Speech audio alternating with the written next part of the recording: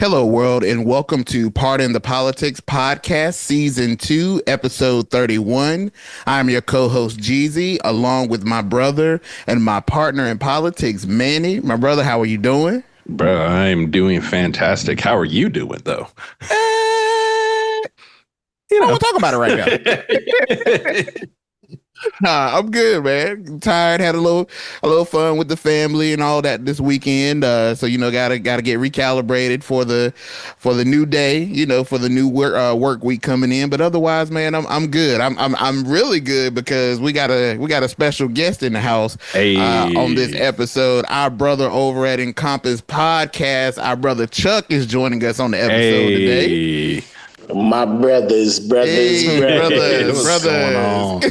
What's going on, man? It's a pleasure to be here with you all. Thank y'all for welcoming me to your fine establishment. Yes, sir. Make yourself comfortable. Oh yeah. Yes, sir. I ain't gonna put my feet on their furniture, but I'm gonna get real comfortable. Hey, we You got can slouch down in the couch a little bit. Yeah. the drinks are in the fridge. Yeah. So, I'm being here before. You know where all the silverware's at. I'm not Indeed. You know where everything is. So glad to have you. Glad to have our listeners back for another episode. We are glad to have you tuning in for yet again another treat here at Pardon the Politics. Hope that this episode finds you as well as possibly can. And we're just ready to get it going. But before we get into our topics for the day, there's a couple of things that I wanna say. You want to get off your chest? Yeah, not too crazy, nothing too crazy. I want to give a shout out to Coach Prime, bro. Deion Sanders, man.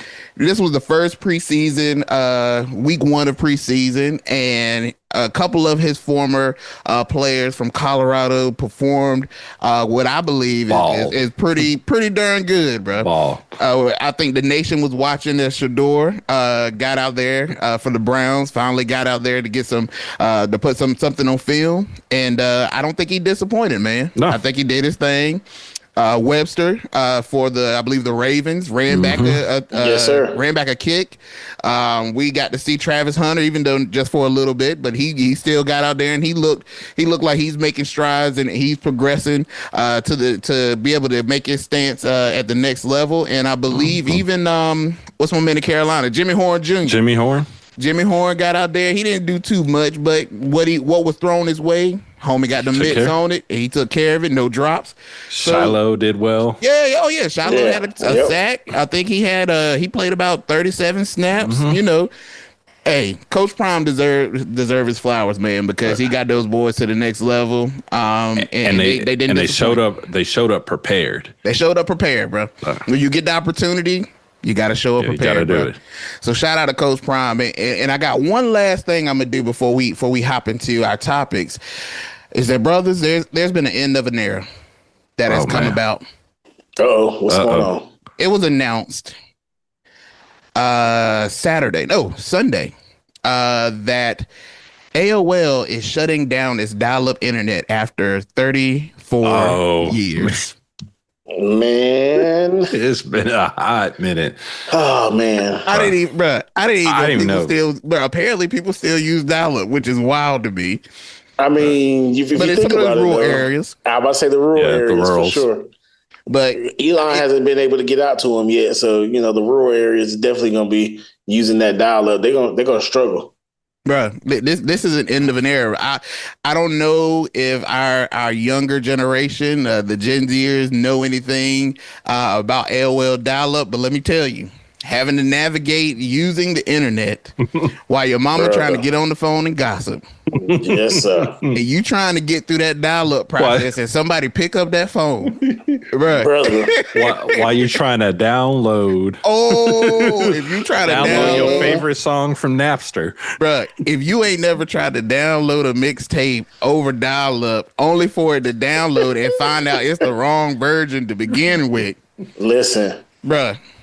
Or that somebody picked up the phone, realized somebody was on the internet, hung up, and then the download didn't complete. Bro, didn't complete. And you woke up in the morning like, bro, come on. Why am I 23% of this? I got to start over. Bro, 8-hour downloads, bro. You want to talk about, bro, we the generation that got patience.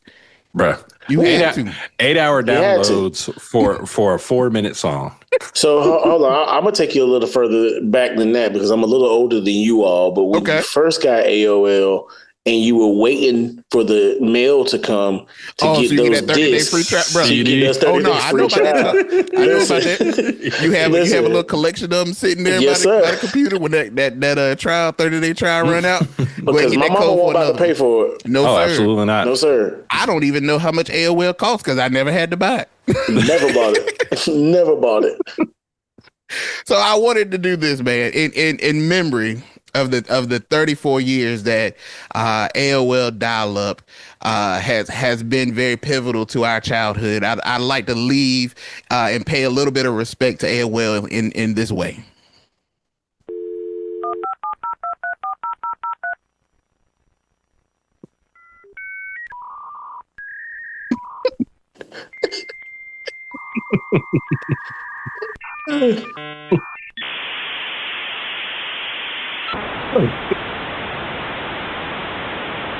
Bruh. Yes. I'm having flashbacks. Bruh. You've got mail. I had to give him a little taste, bro. So somebody ain't never heard that sound before. Let me tell you. Let me tell you. That was a beautiful sound back in the day, brother. Right. And before we leave this topic, there is no type of embarrassment to the embarrassment of your first AOL email address or screen name. Bro. Okay, so I have a not quite dial-up, but my AOL. So I had the Sidekick and AIM Instant Messenger, AOL Instant Messenger, and I still remember my screen name. I still remember mine too. Yes, sir. Hey, all I know is I can't be the only one. I done gave it up in some of them chat rooms. Oh, bruh. I done when they hit you with that ASL. Bro, I done lied a couple of times. Listen, baby, I'm 24. Yeah, you couldn't see me. You couldn't tell them. No, they see, bro. But I'm gonna talk you down, bro. Before there was true catfishing, I done taught somebody auntie down, boy. 14 years old. Lord, man. Bro, shout out to AOL dial-up, man. Those were the good days, bro. Those were the good days. So that's all I had to get. I had to give Coach Prime his flowers. I had to give AOL dial-up his flowers too, bro. So with that being said, man, let's go ahead and jump into it, man. I know we got some mess when it comes to the political landscape that we got to cover. And if you followed our TikTok, you know this first topic we've already kind of previewed on our social media, but Texas, man. Texas. They got a little bit of a mess going on, man. So for those of you that are not familiar, Texas Republicans, backed by a move that Trump has been getting them to do, they're pushing for a mid-decade redistrict plan to reshape the congressional map. And I think in the reshaping of the congressional maps, it will allow them to gain 5 additional GOP seats ahead of the 2026 midterms. In response to this, over 50 Democratic lawmakers have fled Texas, traveling to states like Illinois and New York to deny the legislator the quorum that they need, and have basically blocked them from being able to get anything done. And this has basically become a nation-wide spotlight of this move that has been taking place. So before to jump right into it, why? I'm just gonna start there. Why are they, we could take that in so many different ways. Well, why is Trump pushing this? Why is ATV Abbott pushing this? Stop, bro. Not off-road Abbott. I gave y'all a little love it last week. I got ATV Abbott for you this week. Look, have you seen Trump's approval numbers? They down, bad, bro. They down. I know last time we talked about it, they were down. They down, but they not up. Shout out to Hey Arnold. They down, but they not. Well, before Manny goes, I was about to say it's fear. Yeah. That's straight fear, man. That's all that is. They're scared. because the numbers are down. They see what's going on. They see the pressure that's on their head, and realistically, they're in fear that things can get flipped drastically in 2026. So they have to make a desperate move to try to combat that some way possible. Yeah. But there's some people saying, slow down. Wait a minute. So, yeah, but to answer your question, from my perspective, it's a bunch of fear. Yeah. Yeah. No, and coming to that, so Trump's approvals numbers are at 40%. And, you are the de facto leader of the party. So this is all but shaping up that your party's about to get mollywopped in the midterms, essentially making you a lame duck president in his last two terms. So what do you need to do? You need to try to shore up your battle lines, to try to like make sure you're able to survive, make sure you're able to get through your agenda. Right now, it's seeming just about his approval is about 40%, down from 42%. I was about to say, last time we talked about it was like 42, 43. So it keeps getting worse. And I think at this point, if you look at the MAGA movement, you look at what's happening, like people are starting to jump ship. Yeah. Marjorie Taylor Greene starting to make her moves to or attempting her moves to greener pastures. People are already saying that they're not running, that they're going to go run for other seats or just retire. Like, it's not looking good. And all this before Trump could build his big, beautiful ballroom. So he could throw a party for no one to show up to. Right. That joint gonna be so empty. Move it out to the great rose concrete after they go to an empty ballroom. I don't get it, but to that point, Manny and Chuck, with it being fear, right, and making this move, you've already seen that with them pushing this, you have other states, Democratic states, that are saying, well, if y'all want to play that game. To play that game, we really can get. Look, I don't know if you heard the recent statement by Ken Martin from the Democratic National Committee. Mm-hmm. He said, "Look, we ain't bringing no pencil to no knife fight. We going knife for knife. We gonna fight fire with fire." So, in that having that fear, are you really opening a door that's really going to make this thing even worse, or even in 2026 more catastrophic than what it may potentially already be, being what the poll numbers say, what approval rating is saying, what people are just saying out in the streets on social media? Are you opening this door to something much worse? More than likely. More than likely. But this will be interesting because this could have been dealt with years ago. Mm-hmm. But the Supreme Court has been running from this decision on how you needed to draw lines. And now I don't really know how the Supreme Court's going to act. That's true. Yeah. No idea. But it'll be interesting in seeing what and how states can respond. Yeah. Can you really... Because ultimately, Texas is looking for 5 more seats. Yeah. And when I ran the numbers, if you look at right now, Texas has 38 seats, 25 are Republican, 13 are Democrat. So by percentage, 59 of those seats should belong to Republicans and 40% should essentially belong to Democrats.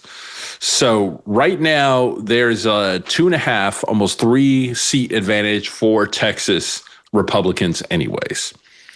So we're not talking about a whole lot, but CNN did an analysis of the seats. They're also going to try to shore up some other seats that have been ranked kind of low if you look at the Cook ratings for them. But then it'll be interesting to see how other states respond, because you have California with its 52 seats.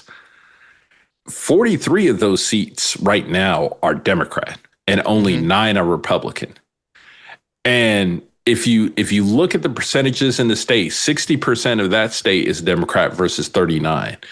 So if you were looking at true proportionality in California based on 2024, and I want to be key that I'm saying based on 2024, it should not be, but we're going to hit that in a second.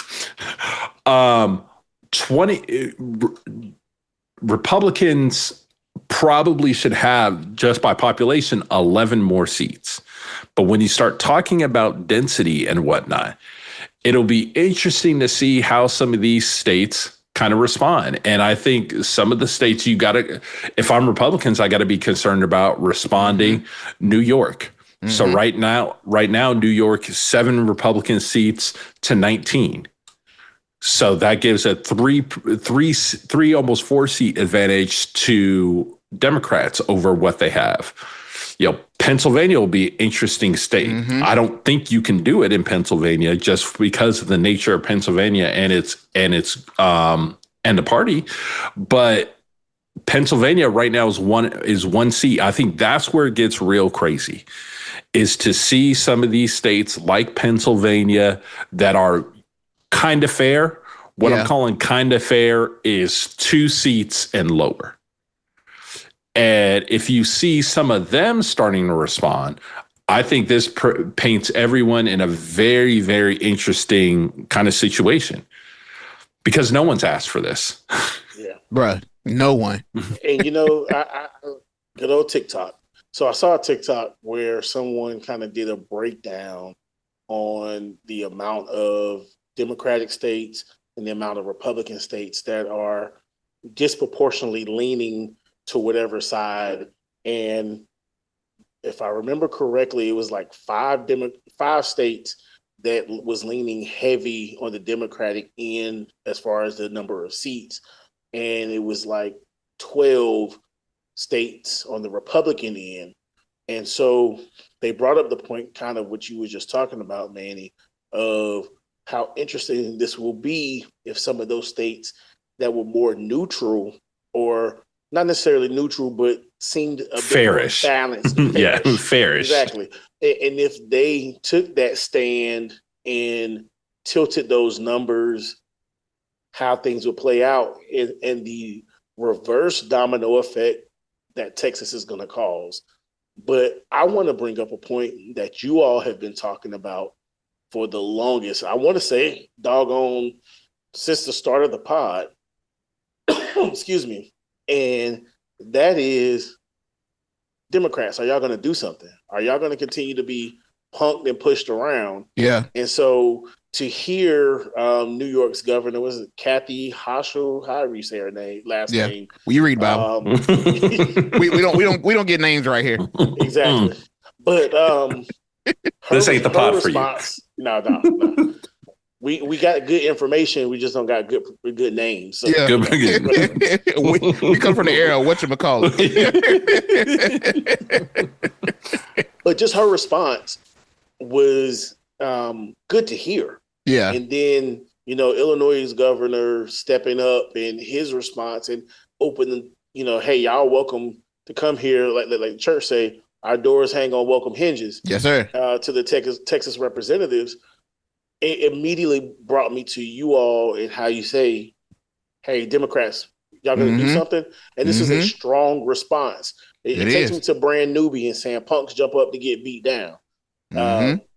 What y'all going to do? All right. Now, what they can't do is just let this be a bunch of talk. They have to, follow this with action if things go through. I think that's fair. But I have another theory.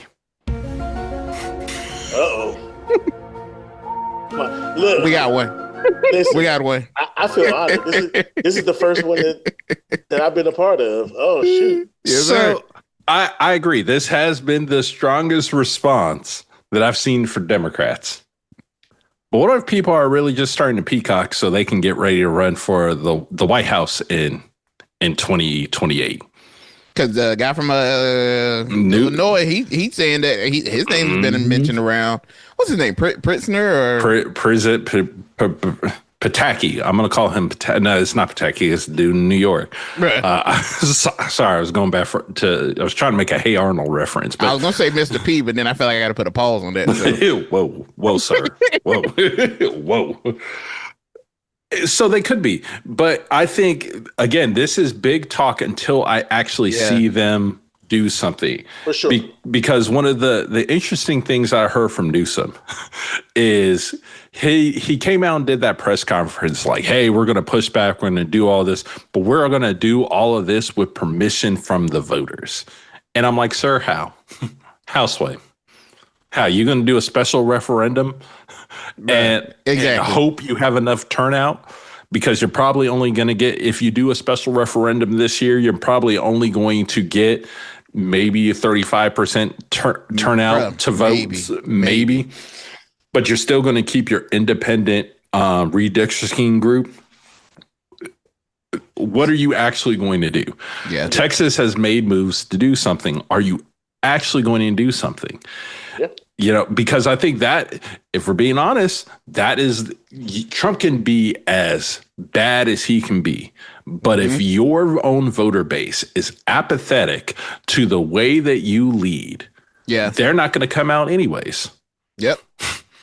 So, I may hate how Trump is doing, but I'm not really feeling motivated to get out to the poll to vote against him or vote for somebody. So I think this is going to be problematic. I just want to see what the feds end up doing, because big Trump. Whoa! That was bad. That was bad. President, June, brother. No, it's not. President Trump has said he wants to send the FBI. Man, I was about to say that. Listen. Send them to your own address, fool. They've been there. That's why he threw that immunity out there. Yep. Supreme Court ruled on. Yep. But I think that with Texas, though, I'm interested to see how Democrats are going to respond, because as you all know, there have been multiple legal actions that have taken place. Attorney General Ken Paxton filed a suit with the Texas Supreme Court to remove 13 House Democrats from office for abandonment, based on them fleeing the country. I mean, fleeing the state. Excuse me. Same thing. We're almost there. Right, brother. So, and then ATV Abbott has sought the removal of the House Democratic leader Gene Wu, and then also a Tarrant County judge issued an injunction blocking Beto O'Rourke. He got to get it popping. When there's some action going on, he got to get somewhere in the mix. I'm here. He has a group called Powered by People, which that probably is a terrible name, because those people ain't power you to get over that finish line when it came to voting. But that's neither here nor there. That's a bad choice of name. But they have blocked him from his group from providing financial assistance to the absent legislators, which AG Paxton is alleging that violates campaign finance rules, which we gonna have to talk about that later. They care about finance rules. They be moving that goalpost on the finance rules. But how long will Democrats hold out with all of this? Now that you have these lawsuits, I know some of these Democrats didn't pack enough draws for this long of a trip. Somebody got to return back home. Somebody got to do something. I need to Google how many Walmarts are in Illinois. Bruh. Oh, there's enough. Now, I think the real socks and Hanes going crazy, bro. Right? The question is going to be, because I believe what they've also done now in Texas is say, ain't no more direct deposit for y'all. Y'all gotta come pick up. Pick up your check. Oh, bro. Yo, you gotta come into the office. You gotta come into the office. Manager. You gotta sign that. Because with all these lawsuits, and I think there are maybe possibly arrest warrants too. I think I heard of. But obviously they can't do anything. They're not in Texas. It's not criminal. And I think that's, and they can't make it criminal. So without them getting quorum. So what I read on that was that they can issue a civil warrant, which essentially is nothing. It's not even really a citation.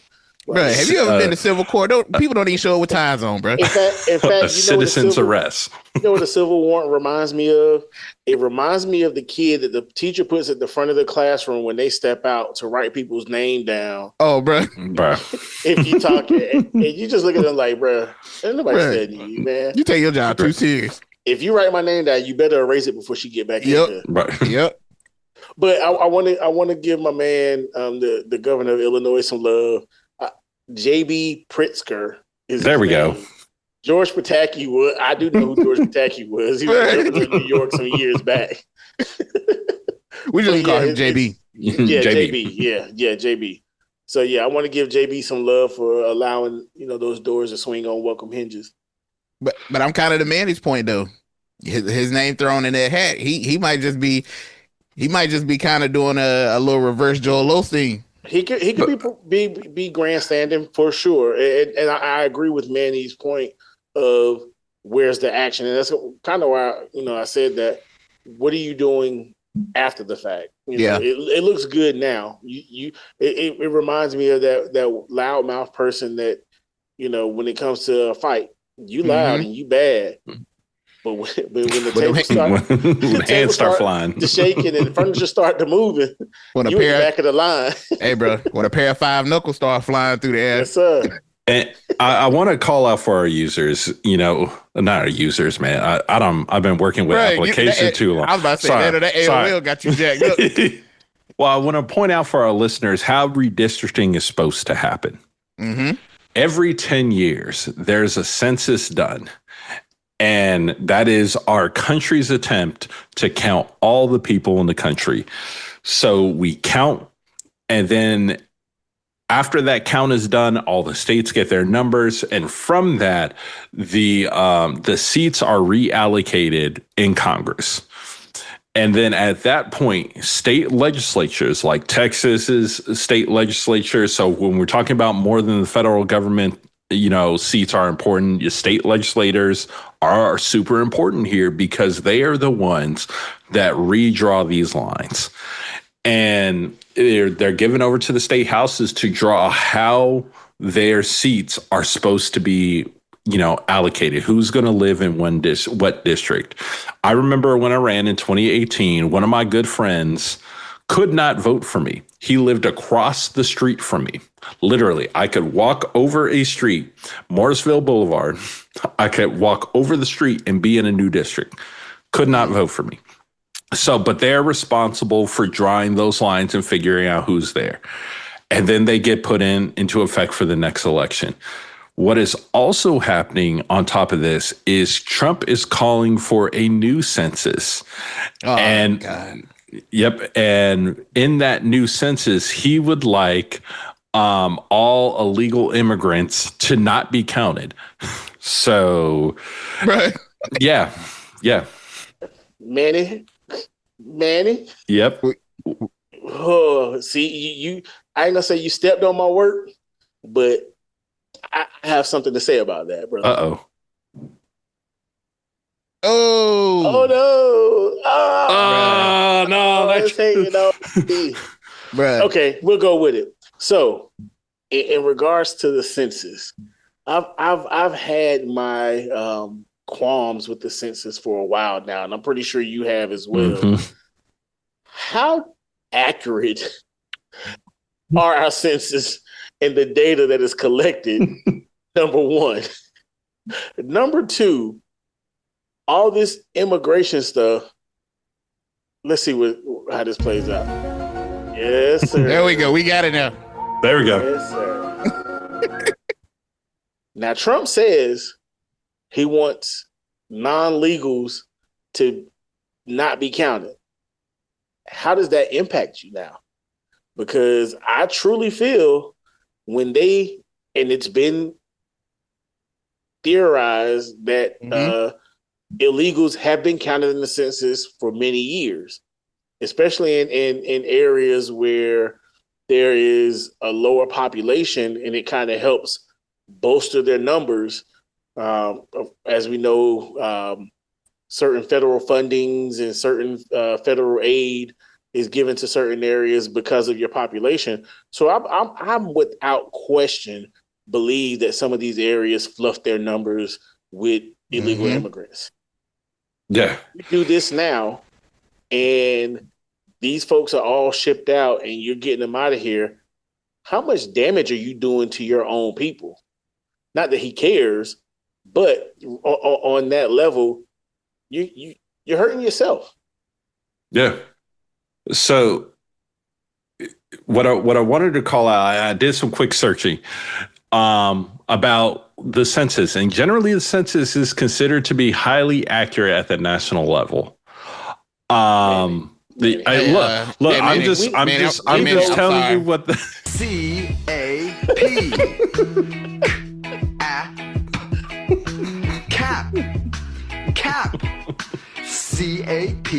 CAP. Yeah. Okay. See, you didn't even let me finish, man. So, according to the Census Bureau, again, I'm just reporting the facts for the people. They estimate that there is a net undercut of 0.24%. But there are often groups that are undercounted. Black, Hispanic, and Native American populations, renters and low-income households, and young children under 5. Don't nobody want to count the people in the hood? Strangely, groups that are often overcounted, non-Hispanic white populations, homeowners, and people with multiple residences. I know I got counted twice then. I know I got counted twice because I was at my grandma's house more than I was at my own house. So in 2020, it's projected that African-American households were undercounted by 3.3%, Hispanic or Latino undercounted by 4.9%, and American Indian, Alaska Native on reservations were undercounted by 5.6%. And I would like to dispute those numbers and say that percentage is much higher. Oh, it's got to be much higher. Simply because the way they're conducting these census, some of them are still going door to door. Or they're sending out mailers. Two things. How many people you got in your house? Why you need to know? Not even that. They're not answering the door. In fact, not at all. Number two, just like that weekly mailer that comes in with all the coupons and all the other stuff. Trash. It's going right in the trash. Trash. Yoink. I ain't thought twice about it. At all. File 13 it goes. So now granted, I will be. I participated in the census. I've given the information, but like you said, they're not.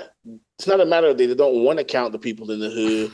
The people in the hood don't want to be counted. They want to be counted at all. And what's so problematic about not counting undocumented immigrants is because people still tax the system.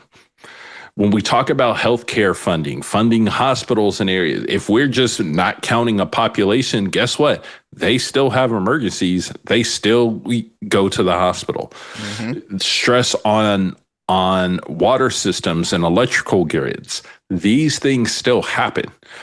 And by not counting them, it causes problems. But my other theory about why Trump now also wants to go ahead and do another census is actually... Boy, we running up the numbers. Burn this button up. Based on his love of ICE, and what does doing a mid-decade census allow him to do? It allows him to use congressional approved funds for the census to now go door to door, hiring that ground force to go door to door across the entire country. Bruh. Oh, you're undocumented? Okay, cool. Never mind. Okay, thank you. There's 4 people here. Cool. Go ahead and enter that in the app. Go to the next one. Next knock on the door. Hey, bro, that next knock on that door is crazy. Was waiting on the other side of that door. So Manny, that's crazy, but bro, that is you on to something. You on to something, bro. You own something. I just want all of our listeners to know at home that I like my life. I enjoy my life. I have no desire to do any self-harm. I have a fear of heights. So if you hear about me skydiving, just know. we know. Manny perished in a hot balloon accident.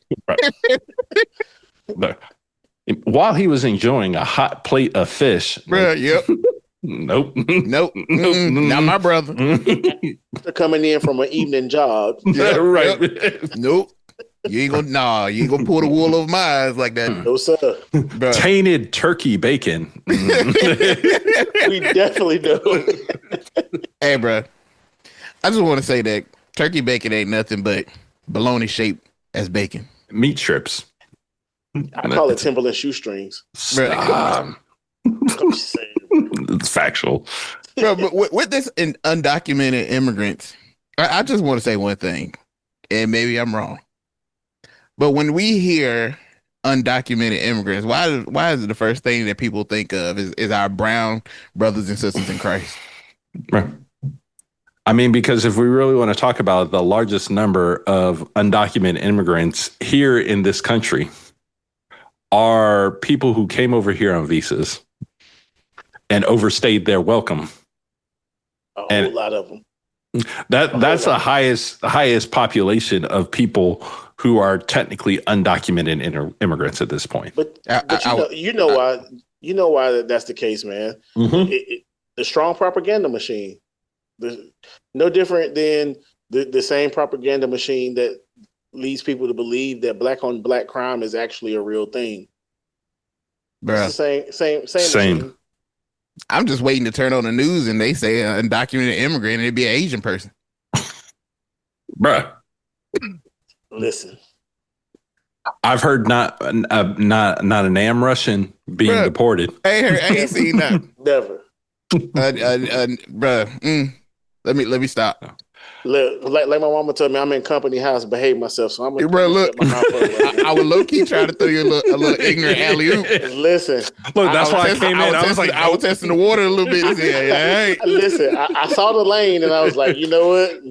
I'm in company's house. I behave myself, bro. I'm just saying, bro. But all I'm gonna say before we move on to the next topic is, hey, my name is Jerry and I'm here to mander. I'm here to mander. That's all I want our listeners to know when they come to Texas and all this mess is going on that you're just meeting Jerry and he's here to mander. Bruh. Oh man. Good luck, good luck, Texas. Yeah, we'll see how long they can hold out. And I think it's important to note that Governor JB is a billionaire. He is. So that money long, as in B. Was born in California, so that money long. Yeah. Good luck, Hot Wheels. ATV Abbott. Yeah. Y'all, we really do try to run a fair and honest podcast, but sometimes this stuff is ridiculous. You gotta call it how it is, man. Bro. Well, moving right along. Texas, I'm sure we'll be talking about you a little bit more as things come to a head with this whole Jerry being mandered around. So we'll come back to you and put a quarter in the parking meter for a later episode. But next thing we're gonna look at is, man, Trump always doing something, man. He remind me like how my grandma used to always get on there, sit down somewhere. Get your butt somewhere, sit down. That's why I named the segment on my podcast "What Trump Done Did Now," because it's always something. He always doing something, bro. It's that bad cousin that is always gonna do something. Bro, you come in, you already know. You look, your grandma come home. Hey, grandma, the lamp broke. Who was it? I already know who. Know who did it. Something go missing. I already know who it is. Money go missing out of purse. You know what cousin it is. And that's how you steal money out of your grandma's purse and she don't realize that it's you, it's the other cousin. Bam. You already know it was him, grandma. He ain't gonna never be nobody. He ain't gonna be nothing but a low life. Look at his daddy. Look, yeah, he's just like his daddy. You and mama say it all the time. Bro. Bro, that's man, Trump is at it again, bro.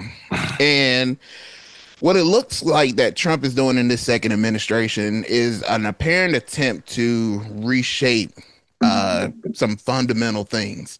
And first, I want to start at what happened this past week. Was there's some segments, some sections of the Constitution that went missing. If you went to the website, I believe you got a nice old picture of George Washington and all his glory and his wooden teeth. The powder wig. Bruh. But apparently, when you went to the Library of Congress, there was a temporary omission of parts of Article 1, including Section 8 and entire Sections 9 and 10. Key clauses limiting congressional and state powers, such as habeas corpus and other things. The library blamed this on a coding error. But critics flagged this as something that seemed kind of suspicious. Now, Manny, I know you're our coding expert, bruh.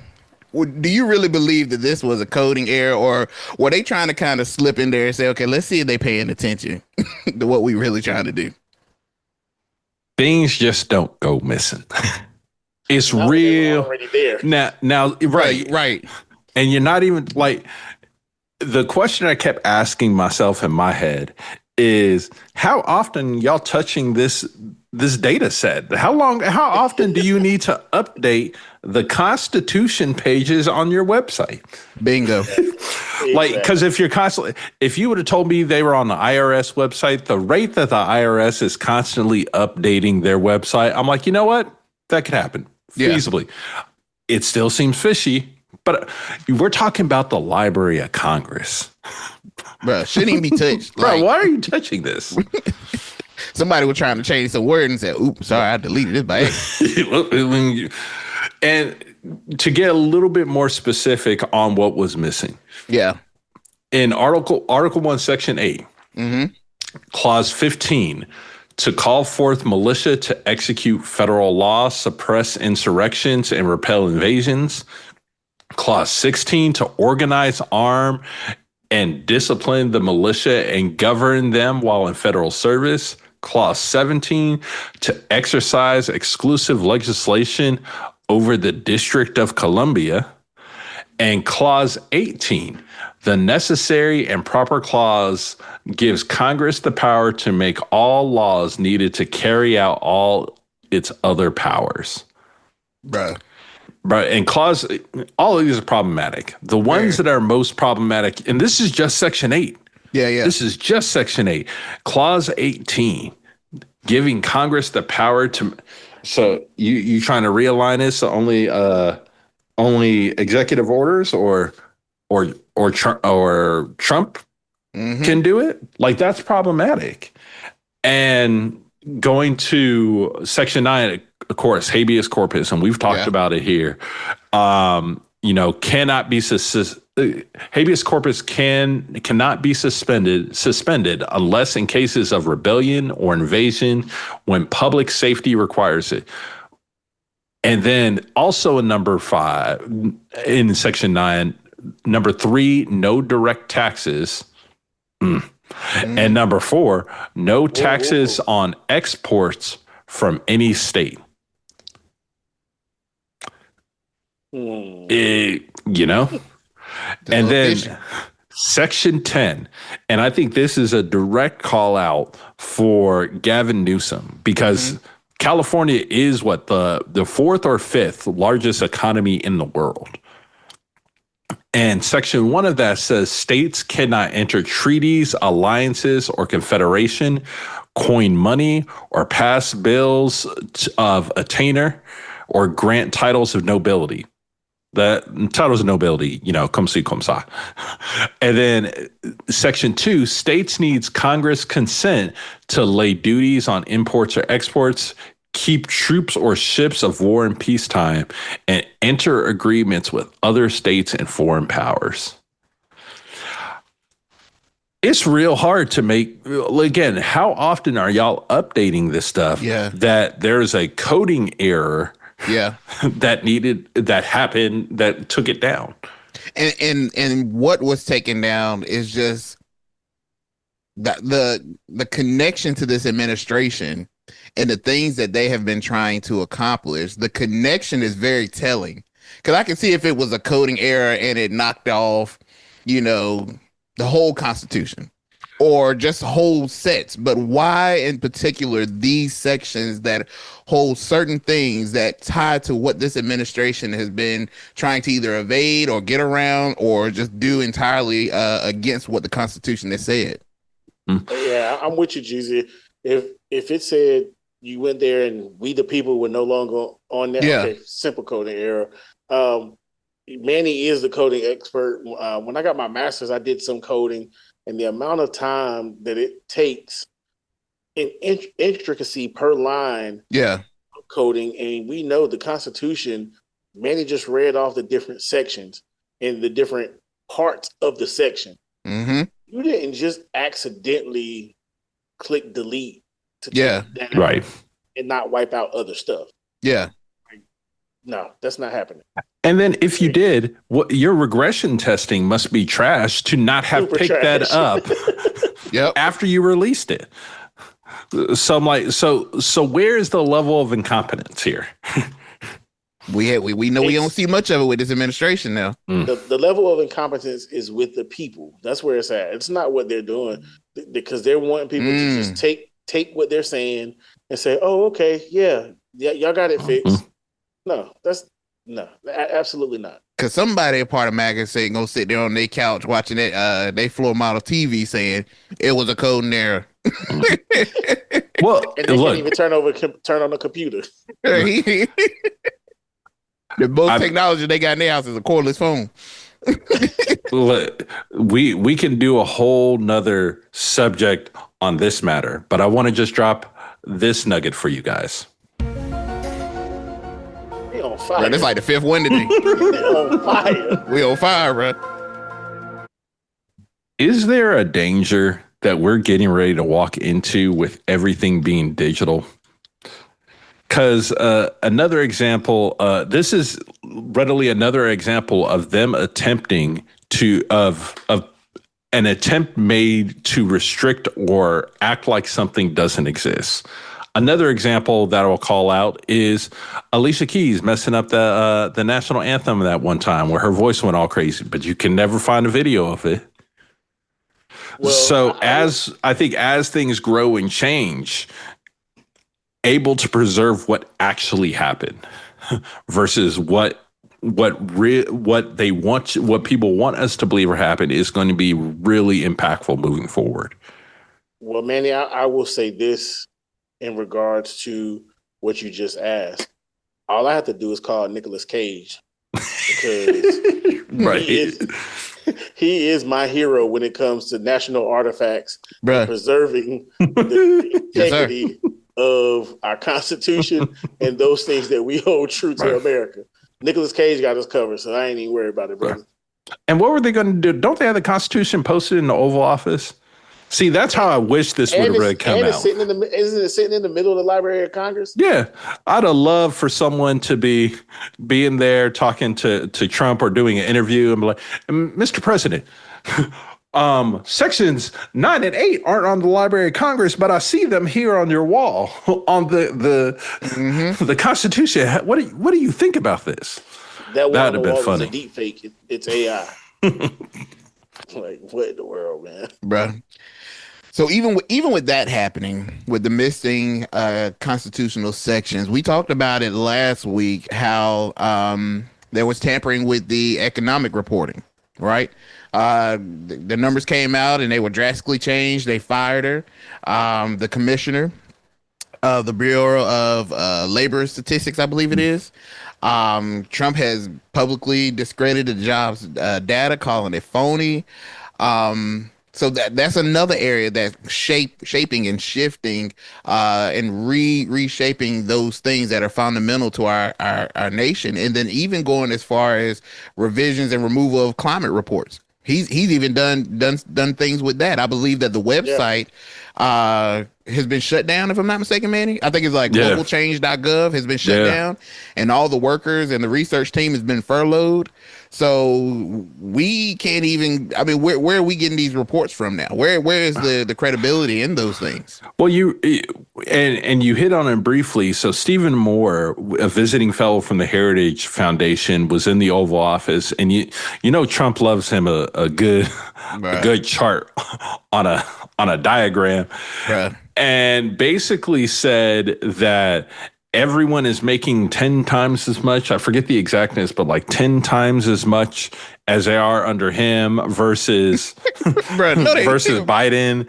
And the former Bureau of Labor Statistic Commissioner, William Beach, a Trump nominee, said every number on the job chart presented to Donald Trump that he touted in the Oval Office was wrong. Bruh. How you get every number wrong? We know every number? Every number. All of them. But we're playing spades. They came in and said, I'm going to run 4. Didn't get a single one. I'm going to run a Boston. Bruh. I didn't get a single book. Bruh, the feeling of looking over at your partner and your partner say, hey, look, I can get you 5. And I got maybe one possible, but I for sure can get you 5. Listen. And that partner don't get you but like 1. Right. The violence. The violence that commences out of my eyes. the cliche if looks could kill. Yes, sir. Yes, sir. My wife learned quick. She said it's just a game. See, that's what we messing up right there. It's not a game. Man, Ref, we need to time out. I gotta talk to my partner. I quit grade school because of recess. you got hair standing up on the back of my neck talking about somebody not getting all their books in spades, bro. Woo!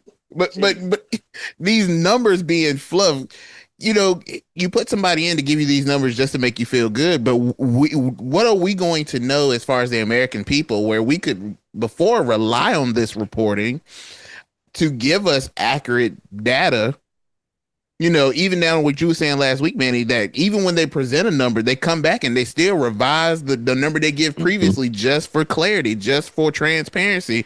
Now we're not going to have that anymore. So we're not going to have the accurate information on the economy. We're not going to have the accurate information on climate.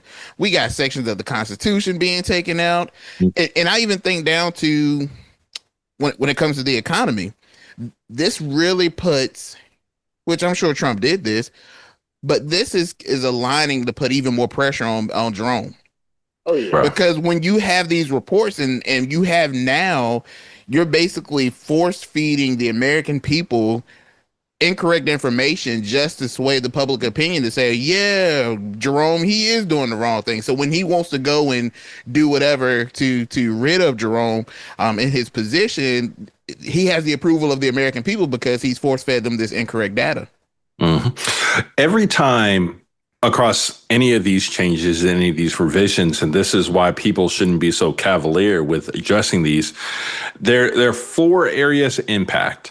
There's a policy impact, there's a research impact, there's a public safety impact, and then there's a historical impact. So you brought it up earlier, you know, with them taking down some of the weather models. Yeah. So that means from a policy impact standpoint, they now have problems looking at the data set, looking at historical trends and figuring out where money and resources need to be allocated for planning.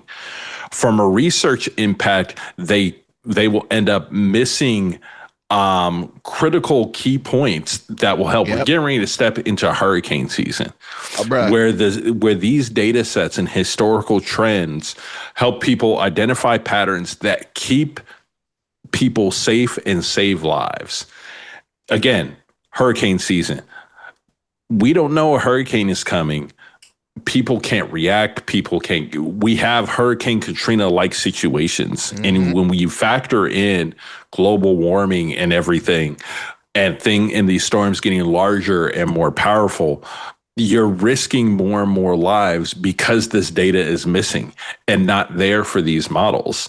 And then historically, just looking at the weather, people continue to lose confidence in these institutions. So now when you get called and say, hey, it's a hurricane, we need to evacuate. Y'all didn't get it right. So I'm just going to be here. Oh, man. Now I got a 15-foot wall of water heading towards my spot. And you know, what this puts me in the mind of when that press conference came out and they had that chart with all those numbers and Trump is just standing there, oh, the greatest numbers ever. And he stopped and posed to take a picture when they pulled the out the billboard board off the easel. He stopped. It's like he told the big check. Bruh. the bigger the chart, the chart, the better. Yeah, but it puts me in the mind of Enron. Like they conflated and fluffed up. Oh, we're doing so great. The numbers and they skyrocket and then when everything was exposed, the bottom fell out. And that's what this feels like because just last week the numbers came in. Okay, we need to make corrections and the numbers that were presented before were not exactly what they are. And we have this difference. Now we come back a week later and you're telling me that Biden's numbers were overestimated by 1.8 million and that, you know, you're growing the economy a lot better than anybody else has ever done, but consumer confidence is down. And yes, although the report came out that people are earning more this year versus last year, we're not talking about how much everything costs drastically more than what it did last year. So if I earn $5 more, but things are costing me $15 more, that's not doing me any good. I've got a pay cut. Exactly. So I immediately, watching that press conference, started Enron. Bruh, it's crazy to me that this information being under siege in our nation is something that is more people aren't concerned with this as much as they should be. Like to Manny's point, hurricane season. We live in North Carolina. You know, Chuck, you're in Georgia. We go through hurricane season. Like I remember growing up and seeing that. Okay, we knew 2 weeks ahead. Like it was like, get ready, bro. Yeah, but see, when you live in the time that we live in and people panic so much, you know, if you shorten that time of getting the information to people, you have that panic that's always going to ensue. And then you can't get this information out in a timely manner. So what if there's someone elderly that got to make plans to evacuate? You know, I may not be able to do that as quickly as I need to because this information is not getting out. And one thing that I noticed when I look at the news today, I never hear about how these natural disasters, these tragedies are coming, but I hear about what we're doing after the fact. Where before I felt like, hey, there's been reports that there's going to be this coming this week, this coming next week. Now it just sounds like, hey, there was a flood in Arkansas today. It's like, bro, wait, did they know it was coming? Because I ain't heard nothing about it. Like, at least, you know, when you look at national news, they kind of talk about stuff like that. Now it's just all of that stuff seems to just be slow rolling, or either we're being reactive instead of proactive because the information that would be necessary to make those decisions is not there no more because someone is trying to shape and shift everything just for them to control the narrative they want to control. But they don't know the implications of what that control does to the lives of people that depend on it. Yep. There are people that are living in rural areas that depend on WRL coming on at 6 o'clock or even bumped at the newspaper. Yeah. There are some people that depend on that accuracy. And if they don't get it, they don't have no phone to give them the updates. You know, grandma ain't you barely get away from the flip phone. She's dying to stay away from it. She not getting those updates. She ain't got the weather app. She ain't checking it. She's old school. You know what I mean? So if the information got to come out quick, it got to come fast, but it has to come accurately to those people. But if this information is under siege, then how can that even happen? Just because we have a president that just wants to say, oh, well, I don't want to hear anything about climate because it's fake. It's not real. Bruh, I don't know if you grew up in North Carolina, but the heat that I felt as a kid, we still played outside during the summer growing up in North Carolina. Yes, You sir. can't pay me to go outside. But This heat. I used to crazy. lifeguard 7 days a week. Yes. Oh my. Bruh. 8 hours a day out in the sun, just unfaded. You put me out Bruh. in this sun right Chilling. now for about 2 hours. I hate going to the Absolutely mailbox. not. I was about to say, Chuck, I'm with you. I don't even check the mail during the day. I hate it. I'll check it at night. I'll go right before that sun, right before it's about to go down. I'm going outside to get the mail, but I can't do it. I can't do it. So you can't tell me that something going on. Something going on. Look. Before we get too far off of this, geez, this is why you need to go. I don't know if it's in Georgia, but I know the U.S. Postal Service, what they will do, they have a service online where you can sign up for, and every day they send you a scan of everything that's coming to your mailbox on that day. Man, the way I look and I say, oh, nope, not going today. And I'll just wait. Like, I need to go get that. Okay, cool. Finally go out. I just go check it maybe once or twice a week. we have access to that, but I am happy to say that I have a mail carrier that is pretty accurate on their delivery cycle. Okay. They're normally here between 10:30 and 11:30 in the morning because I can hear them pulling up. The little, little Jeep. Yeah. You know that sound. Know that sound. So I give them that, and if they hit that window of time, I can scurry out there and grab it if I'm home before that high noon heat really starts hitting. However, like Jeezy said, if I'm coming home in the evening, I'm pulling in my garage. I'll wait till about 8:30, especially summertime. Right. That sun's starting to go down a little bit. I can get out there around then and then get right back inside. Right. But anything before that is crazy. If God won't do it, it won't get done. It won't get done. But I will say this, and we'll move along. My wife had called me this past weekend. She was about to get ready to do something, and she said, "Hey, I looked and I got a nail in the tire." And I'm like, "Oh man!" So I'm at the office, and I said, "Okay, well I'll be home to take care of it." In my mind, I see this tire, this nail, and it ain't a nail. It's like it looked like a bolt. So I'm like, man, let me go ahead. I got the resources here at the house. I'm going to plug the tire myself. Be a good husband. Peace be the journey. Look, I'm going to be a good husband too. Go ahead and get this tow truck on the way. Throw it up on this flatbed. I was thinking, I'm like, she got about 2 hours, before she got to pick the baby up from daycare. I'll just come home, do it myself. Won't take me long. Bro, when I tell you, by the time I finished plugging that tire, I came in the house. My wife was like, "You look like you just jumped out the pool." Right, I said, I don't know what be going on in this North Carolina heat. And it was only 89 degrees out. Bro, you don't lost like 10 pounds in water weight. Bro, I had to cut, bro. I was sitting like that lady on that Popeyes bench. I came in, she said, I was like, bro, just give me a cold glass of water. Old school. Your pops or somebody be out there cutting that grass, bro, you got to give them that cold glass of water. I just need a cold glass of water. I'm like, before in 89 degrees, you could go out and do some, bro, and would be fine. Bro, when we were kids, we used to go outside, man, during the summer and play basketball on them concrete courts. Bro. Yes, sir. For hours and would be unfazed. Unfazed. And now water out of water faucet. Out of the hose. All the hose. Get the hose. Bro, you good. I'm like, I've been out here just for like an hour. And I feel like I have dropped like 10 pounds in water weight. This is crazy. And it's only 89 degrees. Something going on with the climate. Yep. You better believe it. I'm just saying. Ain't no need to piss on my leg and tell me it's raining. That's all I'm saying. But in all of these things, man, and to close out this segment, I really do believe we're seeing an administration that's trying to reshape the foundation of our country.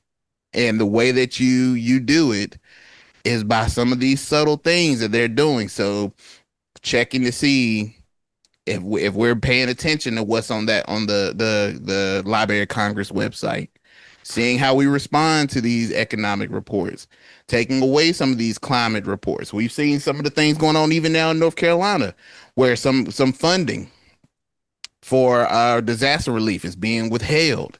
Certain things, man, are just happening and transpiring. It makes me think, man, that there's a serious situation that's going on that the American people need to really wake up and pay attention to. Because if we don't, it'll be too late once it's already done.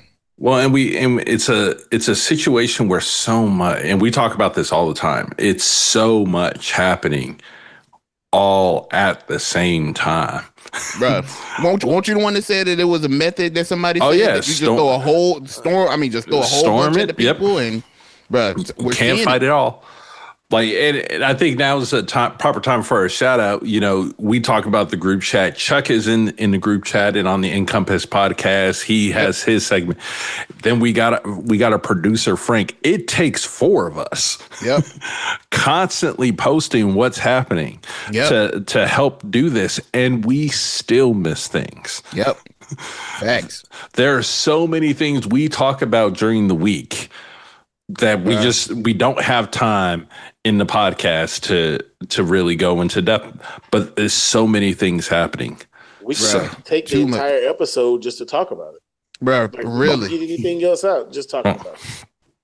I mean, it's a lot. And if it's a lot for us to do, and this is something that we enjoy bringing to our listeners and to our viewers, think about the average American person having to feel the pressures of what they're dealing with in life and having to try to sift through whether information is accurate or not, if it's valid or if it's even worth even being concerned with. Most Americans don't have that span.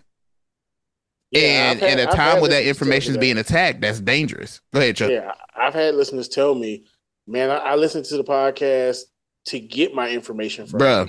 Yep. had a guy tell me that today at church, man. Yep. Trying to sift through what's real, number one. Yep. Areas and where can I go to get the accurate information and what I can believe. So yeah, it's taxing. And y'all made mention of it before in regards to who to vote for. If you're overwhelmed with getting the information on their platform and what they stand for, just imagine trying to still get the information of what's happening on a daily basis. Bro, there is no way that they're making it almost impossible. And that it shouldn't be that way. It shouldn't be that way. But if you can control the information, you can control the narrative, people. You can control the people. So it's a nasty game being played. We got some kung fu treachery afoot. I threw that before I came in the room. But as we go forward in the coming months, in the coming years of this administration, we will see what those implications of reshaping that foundation looks like, and hopefully, the American people will wake up to what's going on before it's too late. So, with that being said, guys, we're at that time in the episode, man. We're at none other than our pickle of the week. We've got your pickle. We've got your pickle. We've got your pickle.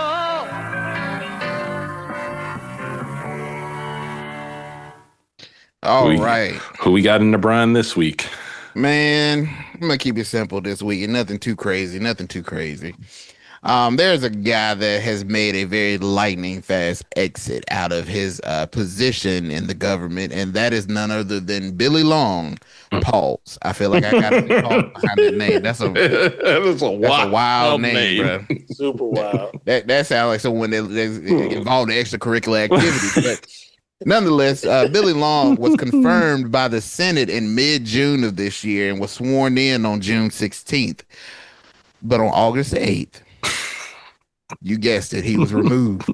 Jeez. Less than 2 months into his position. Appointed by Trump now. Less than 2 months, he was removed from his position, making him the shortest and he looks like he might be a short guy in real life, but I don't know. From the pictures, it look like it. But he's the shortest ever confirmed IRS commissioner since the office opened in 1862. Dang. Since 1862, this is the longest tenure of a IRS commissioner. That's not even enough time to figure out where the good bathroom is in the IRS building. At all. He probably just got in his little IRS little fall little pullover to come to work in. Yep. But apparently, just put up a picture of his family. Oh, bro, he ain't even got any. He has no dust in his office. You hear me? None, no dust. He ain't even got his scent in there yet. It still smells like the last commissioner that was in there. But apparently, it has been rumored that this departure has came at the hands of a privacy clash over migrant data. Just before his removal, Long, pause, reportedly resisted administration pressure to disclose taxpayer data to immigration authorities. The Department of Homeland Security asked IRS to cross-check a 40,000 name list of suspected undocumented individuals against IRS records. The IRS verified fewer than 3% and declined to provide further details, citing policy laws. And that friction is what has been reported is what likely contributed to his ousting. So I appreciate him standing on business. But like, why these immigrants? Like, these should be the last. They paying the taxes. This is what we want. Exactly. You want them to stick around and contributing to the pot. Right. How else are you going to get the gold in the Oval Office from the federal funds if we don't have the people paying into it? Come on now. So, Long stood on business, pause, and it cost him his job. But he has been reappointed to another position. He was stated on, I believe, his social media that he has been appointed the ambassador of Iceland. And for, yes, that's correct, brother. And for those of you who are familiar with D2 the Mighty Ducks, that Greenland is very nice. Well, sorry, Greenland is full of ice, and Iceland is very nice. Yes, bruh. Shout out to Gunnar Stahl. Oh Lord, bruh. The Mighty Ducks hockey reference. Only so then. Going to kind of what we said in our previous statement, we had we now got somebody else that's probably going to get in that position and is going to do the bidding, do some things, because the man stood on business. And now it wasn't that he didn't do it because he didn't want to. He cited policy that was against him doing this. That's what you want. He's standing on business. That's his job. Mm-hmm. Now he's the ambassador to Iceland. So I will give Billy, because I'm not gonna pronounce I'm not gonna say his last name, but I'll give Billy his props. Although he is the pickle of the week, he is a Mount Olive pickle and not a Vlasic pickle. Yeah. There we go. Yeah. This is vastly different. Vastly. So while you are a pickle, Mr. Bill, you're a pickle for a good reason. You stood on business. If you want to come here and air your grievances, we here on how the administration ousts you out of your role as the IRS commissioner, or if you want to just tell us what's going on in Iceland, you're more than welcome to come here and do so as well too, Mr. Billy. The pod family would love to come to Iceland, to help with tourism and shoot an episode of the pod there with you. You know where to point me. That's all I'm gonna say. You know where to point me. But brother Billy, you in a pickle, man. Enjoy your nice job as the ambassador of Iceland. I think, as I was telling Manny in pre-show, I believe that these being appointed as an ambassador gotta be like giving your seat up and going to sit in the back. Like you no longer get to play with the adults anymore. You done. Go. We ain't gonna kick you fully out the room, but yeah, go sit at the kids' table. You can come over for Thanksgiving dinner, but you gotta sit at the kids' table. You've been demoted. You've been deleted. So, Brother Billy, you are our pickle. And as you all know, once we've reached the pickle, we are at the end of our episode. So we have at the end our spotlights of the week. So, my brother Manny, what's your spotlight or spotlights that you have for the week? I got a couple. I'm going to go through three of them very quickly because I added one from pre-prod to now. Pre-production to now. First, someone else who actually also might be in a pickle. We got a pre-pickle alert? Yeah. Mike Johnson. So on August 6th, the Campaign Legal Center filed a formal complaint with the Federal Election Commission alleging that Johnson's campaign committee, Mike Johnson for Louisiana, improperly used campaign funds, at least $12,000. At least. Not brother Mike Johnson. To pay his rent on his Washington, D.C. residence. That ain't Christ-like. I expect more from the number 3 in the United States. So that's the first one. We'll be watching that, see how that one plays out or gets, swept under the rug. Okay. The second has to deal with our good brother Jerome fighting a good fight. Yes, sir. Well, earlier this week, President Trump, President Trump tapped Stephen Miran. And his middle name is Ira. That's a wild middle name, but we're not going to go there. Ira, IRA. Okay. Tapped him to serve out the remaining term as a federal governor, as Adriana Kulerg stepped down to serve out her remaining term. This is interesting because Marianne played a key role in setting up Trump's trade strategies, including the idea of reciprocal tariffs. Oh, God. Yep. So this is going to do a couple things. What could it mean is that it's going to put more political pressure on the Fed. A lot of what you've seen the Fed doing has been in reaction to almost counterbalance what we're seeing with tariffs. Because he was the one who put it together, we might see Marion in favor of lowering rates despite what inflation is doing. And then currently this is 1 year, but what we've seen in this administration is it doesn't take a lot of time to cause a lot of things to happen. Whole lot of ruckus. So this will be interesting to see kind of how this plays out. We said a couple episodes ago that you could see Trump do this, start stacking the deck against Jerome. It could be playing out here. And then my third one, we're coming back to the good old state of North Carolina. On August 8th, the Washington Post reported that the Department of Homeland Security, face falling off Christy Nolan.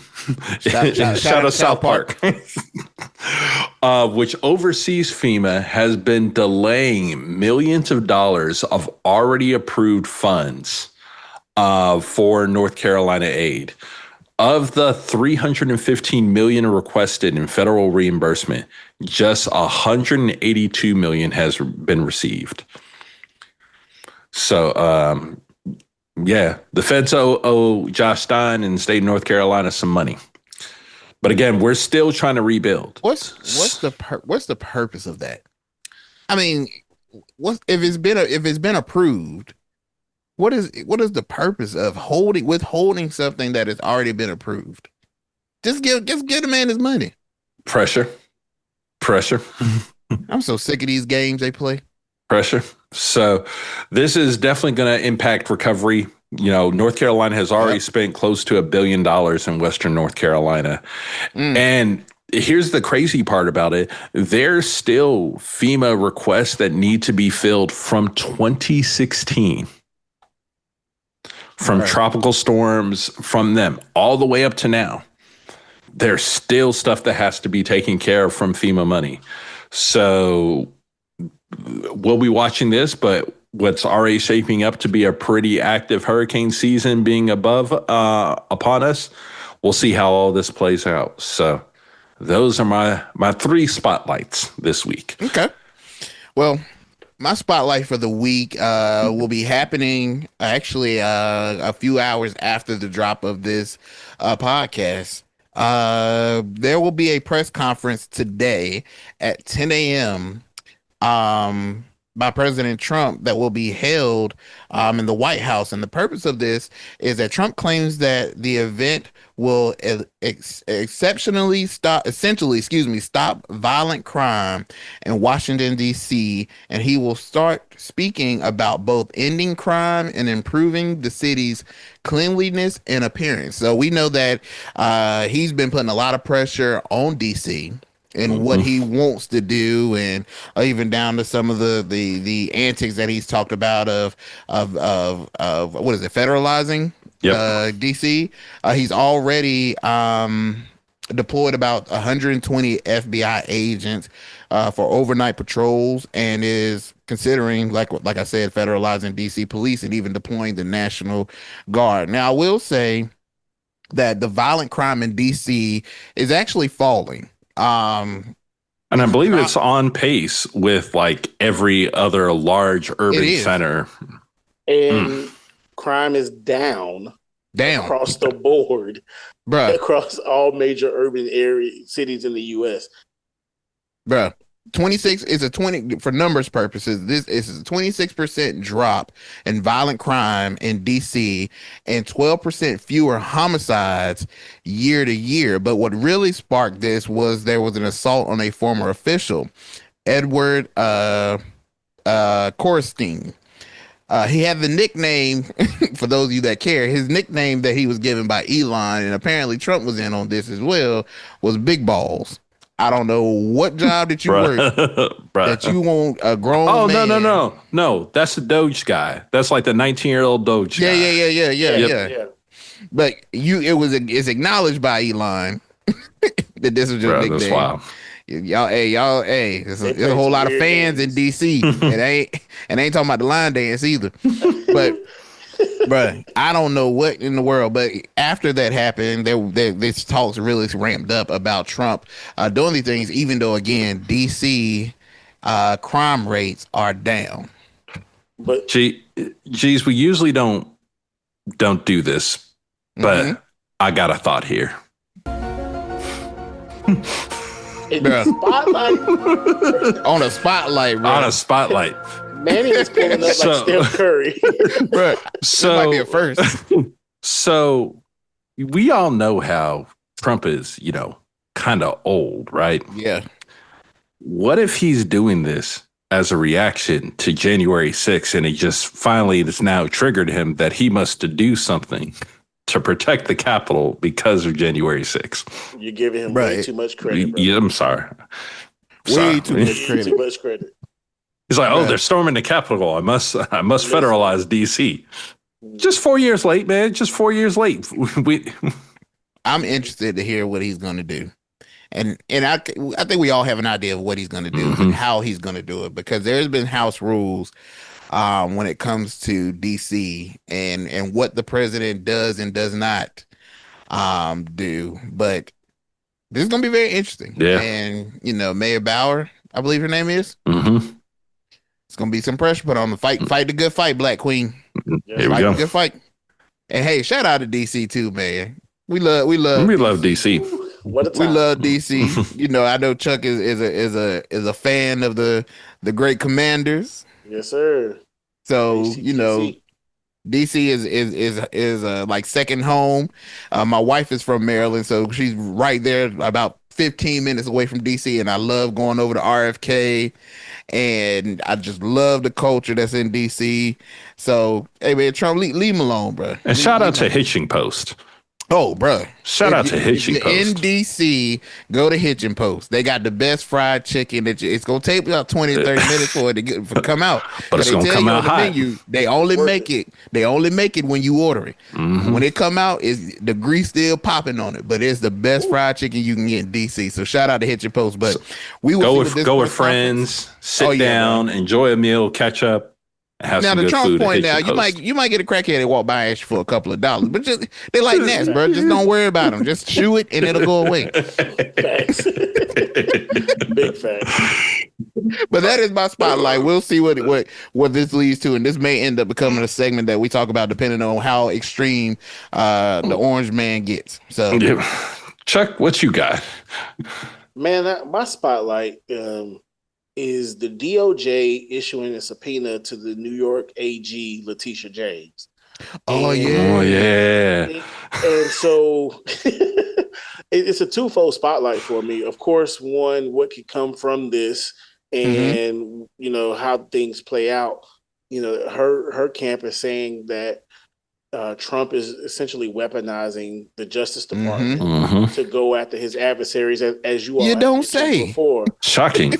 But what makes this even more interesting for me is, depending on how things play out with this situation, does he weaponize the DOJ to go after Fonnie Willis down here in Georgia in the DA for Fulton County? As you know, she had her case against Trump. yeah. And you know, all the rigmarole with that. But yeah, that's my spotlight. One, because of how this can play out. Yeah. And they're like, bring it on. We have the truth. We have the facts. You know, they may treat us like the Epstein files, but What Epstein files? Ain't no Epstein files. oh, that's right. I was told there are no Epstein files. Hey, It's the Mandela effect. Bruh. I don't know. They treating them like they treating the FC file like a floppy disk. I was about to tell you what they were treating them like, but I'm in this house. Can't Not tell a you what they company treat house. them like. Not a company Not a house. company house. Not a company house. But no, You that's a could've good bet your that's own a good house. spotlight, bro. That's a But good yeah. spotlight because the same thing that Yeah. he complained about people doing to him, Facts. She's doing the others. you're doing it, and you're and what you were claiming they were doing was in no way, shape, form, or fashion and what we're seeing you do here. And I would Right. say that, you know, Miss Fonnie, you might want to be on alert. Yeah, look, keep that head on the swivel. Very much so. And as Trump called her Peekaboo James, Because which I want That's wanna- a wild nickname. well, I want all those that are non-black that listen to this podcast to know that is very racist. Extremely racist. I don't have time to explain it to you, but just know that it's very racist. Very But for him to call her Peekaboo James, but Miss James, fight the good fight, sister. If you did right, you did right. If you did wrong, Hey. you read the Bible. well, You read the Bible. you know that case is going through the appellate court now. But Okay. In regards to Fonnie, what makes it very interesting for me is she will be starting her campaign soon for re-election. Coming up. So that's kind of Could that be why we see the delay? Yeah. So Yeah. Oh man, bro, Aha. that's gonna be one we gotta put a quarter in the parking. We gotta put a quarter in the parking meter on that one. We might have to revisit that when that Might spin the re-election. block. Spin the block. When that re-election come back around, when it's time for that to get popping off, man, to see how Trump acts, man. Yeah. Well, man, that's the end of our episode, man. So, listeners, I hope that this was a treat to you. We had a great time having our brother Chuck over here with us. You'll definitely in the near future hear more of him here over on the pod for a little time. So we definitely are appreciative of him bringing his knowledge and wisdom over. As always, as we tell you, he is under the LXI umbrella. So please go check out NcompassD Podcast. My brother gives some amazing wisdom. Amazing. That I think all need, and you're getting it free. You better Free. get it. You better get it before that contract comes. Because we'll be 'Cause saying today's yesterday's prices. Ain't. Bruh, no, it's not. Thank you, price. As Ja Rule told Irv Gotti one time, cut the check, Gotti. Cut the check. Cut the check. I appreciate y'all brothers welcoming me on. It was a lot of fun. Yes, sir. Good time, man. I love the content and the information that you all put out. And I'm always referencing my listeners to check you all out, not just because you are my brothers, but the tremendous work that you all are doing with making sure that the people stay informed. So salute to you, gentlemen, for sure. Thank you, brother. Yes, sir. Thank you. We appreciate that. We appreciate that. So that is all. To our listeners, we appreciate you. Remember, as we always tell you, if nobody loves you, just know the boys hit the pod. We love you. We love you. Y'all. And we hope that we see you next time and hear from you again on our social media too. Like, share, follow. Like, share, follow YouTube. We got TikTok going. We got Twitter going. If you still rolling with Blue Sky, for any of those black people still lingering around from the migration of Twitter, we over there too. Just in case you want to get it over there and popping. But follow us, like, share, tell a friend, tell a friend, tell a friend. Help us reach each and every person that we can. We appreciate all the listeners, the community we got.